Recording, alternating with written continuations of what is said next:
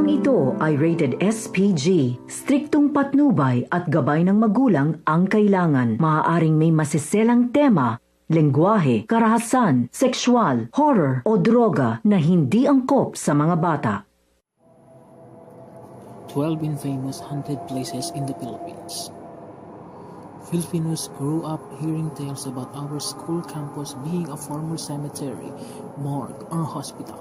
However, there are real places where people brutally died in wars and in natural disasters. Their ghosts continue to haunt the living. A lot of buildings and houses on the list can be found in Baguio, where the tragic 1991 earthquake happened. Many of these places are either derelict ruins or abandoned places, with caretakers who also act as the best storytellers. It's almost Halloween, so allow this to take you on a tour around the most haunted, spookiest place in the Philippines. All be warned, this post is not for faint-hearted people. Number 1, the Laperal House, Baguio. In 1920, built in a Victorian style, is enough to elicit a sense of creepiness. When the Pacific War broke out, the Laperal House, just like other mansions in the Philippines, was used by the Japanese army as garrison. It was a witness to the many brutal torture and killings. Previous caretakers said that the women were raped and men were beheaded in this house. In fact, one of them has dug a skull cap from the mansion's lawn. Footsteps were heard, lights were turned on and off by itself, and flowers or candles moved from one to another. Tales of apparitions are often heard from the townspeople, even cab drivers afraid to pass by the house. Next is Bahay na Pula in San Ildefonso, Bulacan. An old painted crimson is sure to scare everyone passerby. Bahay na Pula was also used by the Japanese army during the war as a garrison where they killed Filipino guerrillas and raped local women. Currently, the house is abandoned, but townfolk says that they hear wails and screams for help. Some locals say they see a ghostly apparition of Japanese soldiers marching around the vicinity. Teachers Camp Baguio. The camp has been popular accommodation in Baguio, ideal for group seminar, business conference, corporate events, and even for solo travelers. This place is notorious for being one of the most haunted places in Baguio. Rumor has it that the site where it stands saw the bloodbath of indigenous people war during the American occupation. Locals share stories of footsteps and screams heard throughout the night. Passerby also see ghostly shadows in the campgrounds. Herrera Mansion, Tiaong Stone House, Quezon Province. The Tiaong Mansion was built during the 1920s and designed by renowned Filipino architect Thomas Mapua. It is considered the oldest stone house in Tiaong, Quezon. Many residents of the area have seen a ghost-like image of an elderly couple strolling along the vicinity. Clinking sounds of dragging chains and also reported to be heard by the locals. Malacanang House, Manila. The oldest house in this list, Malacanang Palace, witnessed the unfolding of Philippine history, including wars, atrocities, and deaths. In one occasion, President Aquino said that his guard reported the piano playing on its own and foot marches were heard down the hall. According to the official website of the palace, several apparitions of deceased presidents were sighted in the hall. There were also stories circulating that the ghost of Manuel Rojas used to scare the Marcoses, and in 2012, Malacanang posted an image of a ghostly silhouette of a beheaded man in Barong, Tagalog. Diplomat Hotel. The derelict structure stands on top of the Dominican Hill, a rest house and seminary during the American War period before it was refashioned as a hotel. When the war broke out, as the usual turning point of the scary story, nuns and priests were decapitated at the area hands. The haunted place is notorious for pugot ulo, beheaded men, women.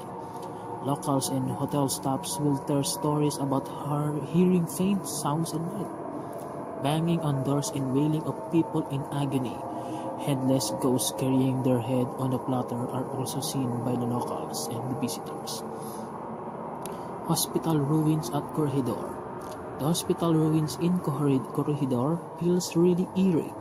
You may have heard the haunted hospitals from other parts of the whole, but this one on Corregidor was specifically built to house and nurse wounded soldiers. The island hospital was built in 1912 and was bombed out by the Japanese during World War II. Its counterpart, the 1,000-bed hospital inside Malintapanan, is just as creepy. The worn-out walls, the remains of white tiles and rusted railings all suggested that the bloody past that this structure had witnessed. Sounds of footsteps and ghostly moans are usually reported by the people working in the island. Manila Film Center. The Parthenon-inspired center is home to urban legends and it's a subject for many horror films. 20 years ago, hundreds of workers were buried, some of them alive, at the site in 1981. The reason behind the tragedy? Former First Lady Imelda Marcos was in a rush to finish the building for the upcoming International Film Festival. Construction workers had to work 24/7 to finish the structure. Because the cement wasn't giving enough time to dry, on November 17, 1981, an entire floor collapsed. It was said that she ordered to pour out cement over the dead bodies as a form of sacrifice, so that was traditionally believed the structure be reinforced and strengthened. Ozone Disco, Quezon City. The ozone fire tragedy in 1996 is one of the saddest accidents that happened in Philippine history. The fire that ravaged the disco bar burned out hundreds of bodies into ashes. Most of them graduating college students. Currently, it houses food establishment in famous Morato area. The horror of the fateful night haunts locals, disco beats, and faint voices coming from the decaying site were heard, and it was told that the dancing ghostly figures can be sighted at the site. Clark Air Base Hospital. At the rotting hospital in Clark Air Base, mysterious apparitions and muffled voices were witnessed by the visitors and locals. It was even said that the place was fenced out of the public due to violent spirits hovering around the premises. Ghost Hunters International has named this place as one of the most haunted places in the world.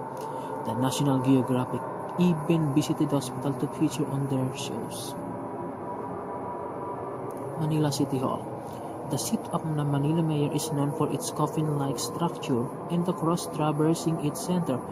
City Hall employees reported sightly ghost spirits wandering around the building, and as early as 6 p.m., strange footsteps, noises, and faint voices were heard at night. Balete Drive. The Philippines has its own version of Elm Street, although not Freddy Krueger. But a wild lady has been sighted in haunting Balete Drive. But who is this white lady?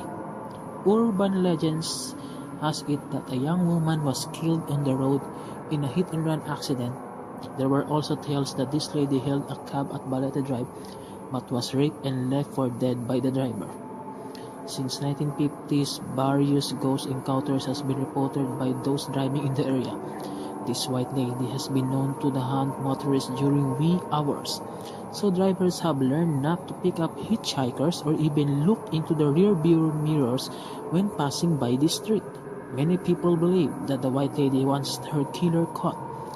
Half a century later, Balete Drive still terrifies many people.